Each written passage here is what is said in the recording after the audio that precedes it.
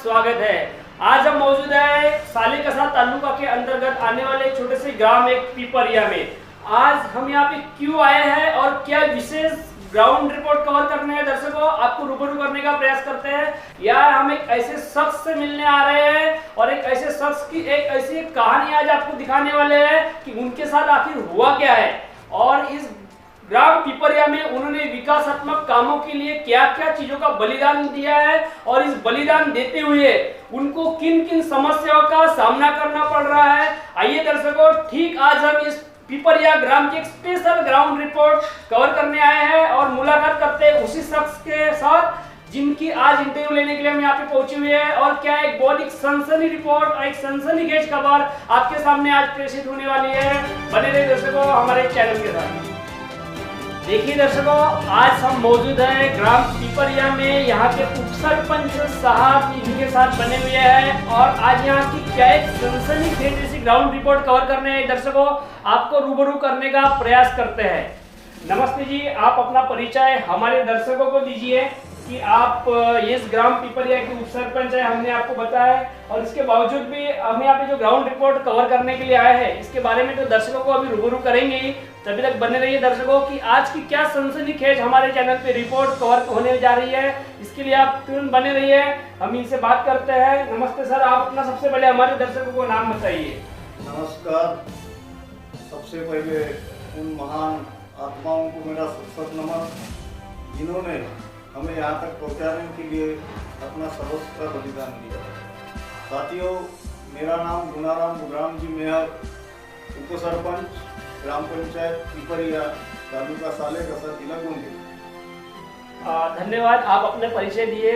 लेकिन आज हम आपके सामने यहाँ इसीलिए मौजूद है कि हमें सोशल मीडिया पे आपके बारे में बहुत एक सनसनीखेज जैसे एक सोशल मीडिया पे एक वीडियो वायरल हो रही है जहाँ पे उस वीडियो में ऐसा कथित हो रहा है कि यहाँ पे कांग्रेस के विधायक उन्होंने आपको उप सरपंच पद से 2 महीने के भीतर में बर्खास्त करने का एक अल्टीमेटम दिया है।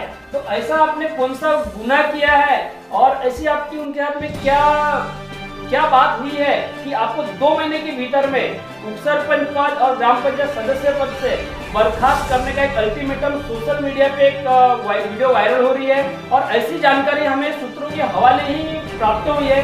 इसके बारे में आप दर्शकों को क्या कहना चाहेंगे जो आपका वीडियो वायरल हो रहा है कि आपको 2 महीने के भीतर में बर्खास्त करने की जो एक चेतावनी दी गई है इसी तरह से, उसके बारे में आप क्या कहना चाहेंगे? देखिए, अब 2 महीने के अंदर में बर्खास्त करने की चेतावनी सम्मानीय विधायक महोदय ने दिया है और ये बात सत्य है। हाल ही में पिछले 8 फरवरी को रामाटोला में एक कार्यक्रम के दरमियान अपने भाषण में सम्मानीय विधायक महोदय ने मेरे बारे में बहुत कुछ कहा है और अंत में उन्होंने कहा है इसको 2 महीने के अंदर सरपंच पद से तथा ग्राम पंचायत के सदस्य पद से बर्खास्त कर दूंगा। अब उनको कौन सा ऐसा पावर मिल गया है मुझे बर्खास्त करने का, तो ये बात तो उनको ही मालूम होंगी। आप अगर उनको पूछोगे तो बहुत अच्छा होगा कि वो उनके पास में ऐसा क्या पावर आ गया और ऐसा कौन सा उनके पास में जीआर आ गया और ऐसी कौन सी उनके पास में शक्ति आ गई कि ये ग्राम पंचायत सदस्य और उप सरपंच के पीछे वो भीड़ पड़े हैं और ये ग्राम पंचायत सदस्य और उप सरपंच को बर्खास्त करने की खुले मंच से बर्खास्त करने का आह्वान कर रहे हैं। अच्छा, बताएंगे जिस तरह से उन्होंने खुले मंच से आपको बर्खास्त करने का एक आह्वान किया हुआ है, तो आह्वान किया गया है तो लेकिन उनके पास में ऐसे कुछ तो पुख्ता सबूत हो गए जिसके ऊपर में अविश्वास ठहराव या फिर आपको बर्खास्त करने का उन्होंने बोला है कि ऐसे कुछ काम आपने किए हैं कि जी आप 2 महीने के भीतर में बर्खास्त आपको करने वाले हैं कि आप खुद अपने स्व मर्जी से तो नहीं दे रहे हैं? कि सुनने मिला कि आप भी एक कांग्रेस के कार्यकर्ता थे और कांग्रेस के हितैषी थे और वो भी लगभग विधायक कांग्रेस के ही है और कुछ आपका एक उसमें 2 महीने की जो अल्टीमेटम दिया है तो उसमें कोई आपका भी तो मन से एक सहयोग नहीं है कि कैसा क्या कुछ बोलना चाहिए उसके बारे में? देखो, इसके बारे में मैं कुछ तो नहीं बोलना चाहता, लेकिन मैं संतों के विचारों को लेकर चलने वाला एक कार्यकर्ता हूँ और एक समाज सेवक हूँ।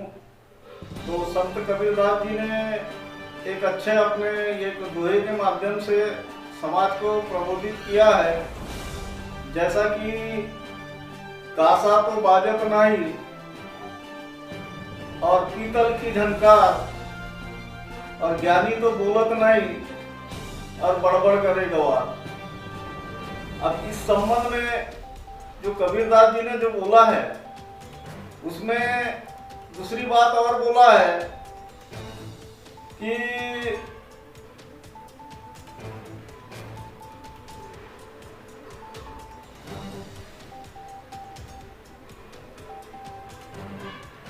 दूसरी बात यह है कि उन्होंने सम्मानीय आमदार महोदय ने जो बोला है कि 2 महीने के अंदर में उसको सदस्य पद में भी नहीं रहने दूंगा और उप सरपंच पद में भी नहीं रहने दूंगा। तो ऐसा क्यों बोला है, तो इसका जवाब वही देंगे।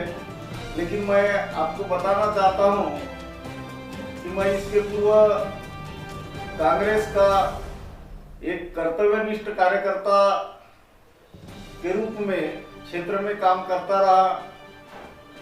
पिछले 1999 से मैंने अपनी शिक्षा पूरी करने के बाद स्वर्गीय भरत भाऊ जी भयकार इनके नेतृत्व में मैंने कांग्रेस पिपरिया की कमान संभाली और पिपरिया में जो कांग्रेस के लिए काम किया वो सर्वव्याप्त है, बताने की कोई बात नहीं है। लेकिन पिछले दिनों पिपरिया क्षेत्र के विकास हेतु मैंने शासन को अल्टीमेटम दिया था, भूख हड़ताल भी की। भूख हड़ताल के दरमियान मुझे मेरे पार्टी के तरफ से किसी प्रकार का सहकार्य नहीं मिला, मुझे अकेला अपने हालत पर छोड़ दिया गया। और उसी समय से मेरे को समझ में आ गया तो मैंने बगावत कर ली और पिछले 14 जनवरी को भाजपा के पूर्व विधायक संजय बाबूराम इनके नेतृत्व को स्वीकार करते हुए भारतीय जनता पार्टी में प्रवेश कर लिया। और उसके साथ साथ लगभग जो मेरे समर्थक थे उन समर्थकों ने भी प्रवेश किया है। उसके बाद में 20 तारीख को एक कार्यक्रम हुआ, उस कार्यक्रम में भी प्रवेश किया है। उसके बाद में 23 तारीख को भी क्या करके प्रवेश किया है। बहुत सारे मेरे समर्थक थे उन्होंने भी मेरे साथ में भाजपा में प्रवेश किया है। और कहीं ना कहीं इस बात से सम्माननीय विधायक महोदय बौखलाए होंगे और उन्होंने वो बोला है कि उसको बर्खास्त करना है करके। क्या मालूम अब उनके पास में कौन सा कायदा है, कौन से कायदे के अंतर मुझे बर्खास्त करते हैं, तो उनका तो वही जाने। अच्छा, अभी आपने कहा कि पहले आप कांग्रेस के कार्यकर्ता थे और आपकी कांग्रेस में बहुत एक अच्छी कार्यप्रणाली और एक बहुत विकासात्मक कामों में आप भी जुड़े हुए थे। लेकिन ऐसा कौन सा बाउंडर छाया जो आपने कांग्रेस को छोड़ना पड़ा, और ऐसा क्या विशेष देखा आपने भाजपा में जो कि आपने भाजपा में प्रवेश किया? ऐसी क्या खासियत देखा? कुछ तो आपने देखा होगा भाजपा जाने से पहले, कुछ तो आपने मन में विचार किया होगा, कुछ तो आपको उसमें भाजपा में अच्छा लगा होगा। ऐसा क्या अच्छा लगा जो कि आपने भाजपा में ही प्रवेश किया? क्यों आपने बाकी अन्य पार्टियों में, आम आदमी पार्टी, बाकी अन्य पार्टियों में आपने प्रवेश क्यों नहीं किया? भाजपा में ही आखिर प्रवेश क्यों किया? देखो, मैं जब हड़ताल में बैठा तो मुझे अपने हालत पे मेरे पार्टी के नेताओं ने छोड़ दिया। छोड़े तो छोड़े, ऐसा फतवा जाहिर कर दी कि वो मर जाए नहीं, मिट जाए नहीं, उसकी लाश सड़ जाए, लेकिन उसकी कोई सहयोग करना नहीं। इसी दरमियान लगभग 29 घंटे के पश्चात संजय बाबू पुराम ने मेरे भूख हड़ताल मंडप में भेंट दिया और मैं जिन मांगों को लेकर के भूख हड़ताल कर रहा था उन मांगों को अपने दम पर, अपने स्तर पर पूरा करने का उन्होंने आश्वासन दिया। और उनके आश्वासन की वजह से लगभग 1000 लोगों के बीच में उन्होंने आश्वासन दिया और काम करने का जो हमारे पिपरिया का जो बैकलॉग है वो बैकलॉग पूरा करने का उन्होंने आश्वासन दिया और इसीलिए मैंने भाजपा में प्रवेश किया कि इनके सहारे से तो भी मेरे पिपरिया का विकास हो सके। अच्छा, तो अभी आपको क्या लगता है, देखिए अगर राजनीति में हमने काफ़ी देखा है कि आश्वासन काफ़ी मिलते हैं, आश्वासन से आश्वासन मिलते हैं, और आपने इसके पहले भी हमने आपकी जो मुलाकात ली थी उसमें भी आपको कांग्रेस की तरफ से बहुत सारे आश्वासन मिले थे, उसके बाद में भी आप अपोजिशन में बैठे थे, हमने आपके पार्ट 1 पार्ट 2 वाले कुछ इंटरव्यू लिए थे उसमें भी, लेकिन उसमें आपको आश्वासन के बाद में किसी तरह से आपको एक सहायता नहीं मिली थी, ये भी एक साबित हुआ था। क्या लगता है अभी भाजपा में आप नए नए ज्वाइन हुए हो, आपको भी आश्वासन मिले हैं, क्या आपका भरोसा है, क्या आपकी उम्मीद है कि भाजपा आपके आश्वासन पूरे कर पाएगी, क्या लगता है आपको? भरोसा है और विश्वास है और इसीलिए मैंने भाजपा ज्वाइन किया है। अच्छा, बहुत अच्छा है। देखिए दर्शकों, अभी इन्होंने कहा कि इन्होंने जब ये एक कांग्रेस में जब जुड़े हुए थे, जब एक उपोषण पे बैठे हुए थे, तो इनको एक मर्जा या सरजा, एक इंसानियत को शर्मसार कर देने वाली घटना इनके साथ में कांग्रेस के माध्यम से हुई है और कहीं ना कहीं इनका एक दिल दुखा है। इसी वास्ते इनका कहना है कि अपने भाजपा में ज्वाइन किए और भाजपा ने ही इनको एक उपोषण से उठा के एक ऐसा एक नया जीवनदान देने का काम किया है और इनका कहना है कि भी भाजपा में बहुत अच्छी तरह से इनका एक स्वागत किया गया है और बहुत अच्छी तरह से काम करने का इन्होंने एक प्लान किया हुआ है और इसी तरह से देखना चाहते हैं कि अभी आप भाजपा में रह के अभी क्या क्या विकास करने वाले हैं और क्या क्या आपकी प्लानिंग है, जो आपके ग्राम पिपरिया क्षेत्र के लिए आप क्या क्या करने वाले हैं, आपके क्या क्या सपने हैं, जो हमारे दर्शकों को बताइए। आज से आपने एक राजनीति एक नया पहलू चालू किया है भाजपा के साथ जुड़ करके, तो आप भाजपा के साथ जुड़ करके जो कांग्रेस के साथ रह के जो नहीं किया, अब भाजपा के साथ रह के ऐसा क्या नया करने वाले हैं आप अपने क्षेत्र के लिए?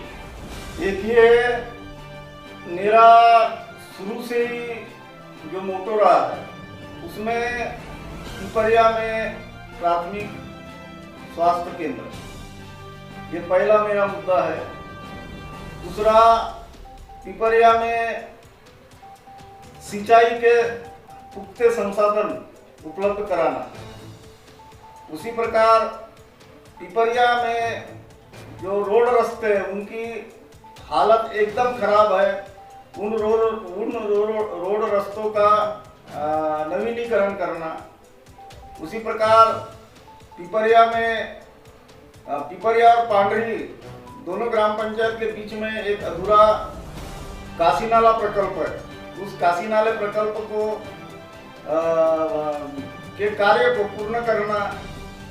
उसी प्रकार जो हमारे ग्राम पंचायत में, हमारी ग्राम पंचायत जो पिपरिया ग्राम पंचायत है, ये पूरे विधानसभा में सबसे बड़ी ग्राम पंचायत के रूप में जानी जाती है और आदिवासी और नक्सल प्रभावित ग्राम पंचायत के रूप में उसको जाना जाता है। और आदिवासी और नक्सल प्रभावित क्षेत्र के लिए शासन की ओर से, केंद्र शासन और राज्य शासन की ओर से बहुत सारी निधि आती है, लेकिन वो निधि पिपरिया में लाने का काम और जरूरत आज तक के किसी ने समझा या नहीं समझा, ये तो मेरे समझ में नहीं आता। लेकिन अब सबके समझ में आ गई है और जनता का मुझे समर्थन मिल रहा है और काम करने वाले भी तैयार हो गए हैं। तो इससे ऐसा मुझे लग रहा है कि ये मांगे आने वाले कुछ दिनों में अवश्य पूरी होगी। इसके लिए सम्माननीय संजय बाबूराम यानी जमकर भिड़े हुए हैं। कुछ लोगों के जवाब आते हैं कि संजय भाऊ भी तो 5 साल आमदार रहे हैं, उन्होंने क्यों नहीं किया, ऐसे प्रश्न लोग मुझे करते हैं। तो मैं बताना चाहूँगा कि शायद उस समय संजय भाऊ को उन समस्याओं से अवगत किसी ने कराया होगा, नहीं कराया होगा, लेकिन अभी संजय भाऊ को उन समस्याओं से पूरी तरह जानी हो चुकी है और उन्होंने पूरी समस्याओं को लेकर के अपने प्रयास पूरे शुरू कर दिए हैं।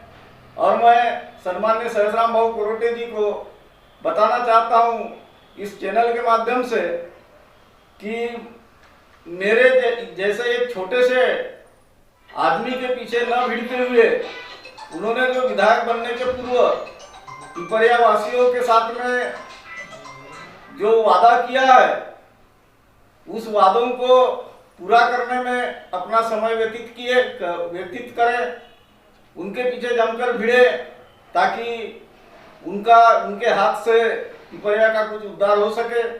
मेरा क्या है, मैं एक छोटा सा कार्यकर्ता हूँ, छोटा सा ग्राम पंचायत सदस्य उप सरपंच हूँ। मैं तो उसके पैर के धूल के बराबर ही क्या नहीं हूँ। मेरे पीछे भिड़ने से उनको क्या मिलने वाला है? अगर वो बोल देते तो मैं तो ऐसा ही उनको दे दिया रहता।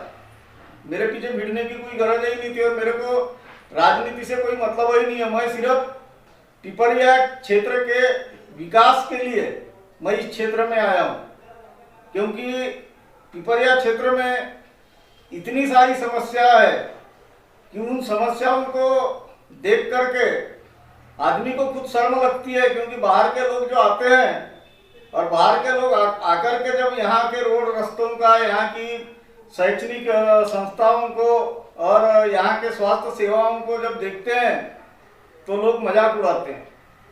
इसलिए मैं सम्माननीय जो वर्तमान में विधायक है, वो विधायक महोदय से निवेदन करता हूँ कि यहाँ के समस्याओं का निराकरण करने में अपना समय लगाए, ना कि मुझे ग्राम पंचायत सदस्य और उप सरपंच पद से बर्खास्त करने में। अगर मैं संविधान के दायरे में अगर आता हूँगा, तो मैंने ऐसा अगर कोई खोट किया हूँगा, तो न्यायपालिका का मैं स्वागत करते हुए ऐसे ही मैं उसको मंजूर कर लूँगा। और अगर मैं बर्खास्त भी हो गया तो मुझे कोई दुख नहीं है, मुझे कोई शौक नहीं है जबरदस्ती में हायमारी करने की। लेकिन मुझे ये समझ नहीं आता कि वो कहाँ विधायक और मैं कहाँ ग्राम पंचायत का सदस्य, और मुझे अपने बराबरी में लेकर के खुले मंच से एक विधायक ने अपने भाषण के माध्यम से 2 महीने का चैलेंज करना, 2 महीने के अंदर में इसको बर्खास्त करूंगा, ये चैलेंज करना एक विधायक के लिए एक बड़ी दुख भरी बात है। बड़े बड़ाई ना करे, बड़े न बोले बोल, हीरा मुख से ना कहे कि कीमत है मेरी अनमोल। तो इस प्रकार की व्यथा अभी पिपरिया में हो चुकी है, और धीरे धीरे सम्माननीय विधायक महोदय के माध्यम से पिपरिया का माहौल खराब होते जा रहा है।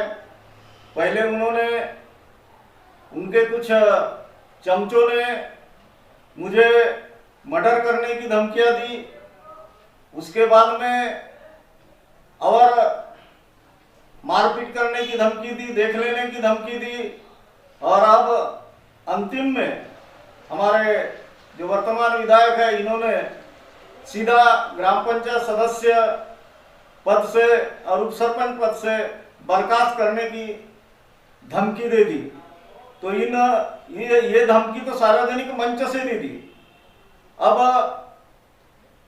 इससे यह साबित हो गया है कि मेरे पार्टी छोड़ने से उनके पैरों तले की जमीन कहीं ना कहीं कमजोर होते उन्हें नजर आ रही है, और वो एकदम खिसिया गए हैं। और ऐसी बातों का जो उल्लेख जो किया जा रहा है एक विधायक के माध्यम से, इससे जाहिर होता है कि कहीं ना कहीं वो खिसिया जरूर गए हैं, और उनके माध्यम से मेरे जीव को कहीं ना कहीं धोखा निर्माण जरूर हो सकता है, ऐसा मुझे महसूस हो रहा है।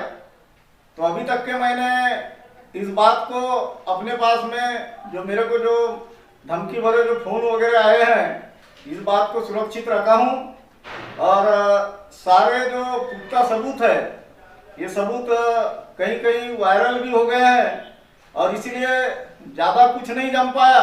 तो अब सीधा सीधा मेरे को बर्खास्त करने की उन्होंने धमकी दे दी है। अब देखते हैं बर्खास्त करते हैं या नहीं करते। कर भी सकते हैं, विधायक है, बड़े पद पर है, इस बात से तो सबको अवगत होना चाहिए कि जब उन्होंने जब बोला है तो उनके पास में कुछ ना कुछ तो ऐसा पुख्ता सबूत होगा जिससे वो मुझे बर्खास्त कर सकते हैं। अब सामने में देखेंगे, दुनिया है, जनता है, सब जानती है। जनता के समक्ष उन्होंने आह्वान किया है। अब देखो वो अपने आह्वान में यानी कि कितने सक्सेस हो सकते हैं। धन्यवाद। आप अभी तक हमारे चैनल के साथ बने रहे और आपने तरह तरह के अपने मनोगत यहाँ पे रखा, और जो आपके ऊपर में सोशल मीडिया पे जो एक वीडियो वायरल हो रही थी कि आपको 2 महीने के अंदर में भीतर में बर्खास्त करने की जो बात चल रही थी, उसके ऊपर में आपने भी जो अपने विचार रखे, उसके लिए बहुत बहुत धन्यवाद। देखिए दर्शकों, यहाँ पे तमाम तरह तरह के सवालात खड़े हो रहे हैं। देखिए अभी जो फिलहाल कांग्रेस के विधायक, इन्होंने जो गुनाराम जी मेहर, इनको 2 महीने के भीतर में बर्खास्त करने का जो अल्टीमेटम दिया है, क्या वो 2 महीने के भीतर इनको उप सरपंच पद से बर्खास्त कर पाएंगे? क्या इनको ग्राम पंचायत सदस्य पद से बर्खास्त कर पाएंगे? क्या इनकी गलती है? क्या ये संवैधानिक रूप से है? क्या सच है? क्या हो पाएगा या नहीं हो पाएगा? आइए दर्शकों, तमाम सवालात यहाँ पे खड़े हो रहे हैं। अब बहुत एक इंटरेस्टिंग खबर बन के रह गई है, और 2 महीने के बाद भी फिर हम इसी चैनल पे इन्हीं का इंटरव्यू लेंगे जब ये ग्राम पंचायत उप सरपंच पद से बर्खास्त हो चुके होंगे। अब यही बहुत इंटरेस्टिंग सवाल है। तब तक बने रहिए दर्शकों, और अभी तक आप हमारे चैनल पे निरंतर इनका इंटरव्यू देखते रहे और ये सनसनीखेज रिपोर्ट देखते रहे, और कांग्रेस के विधायक ने जो बोला है क्या वो कर पाएंगे?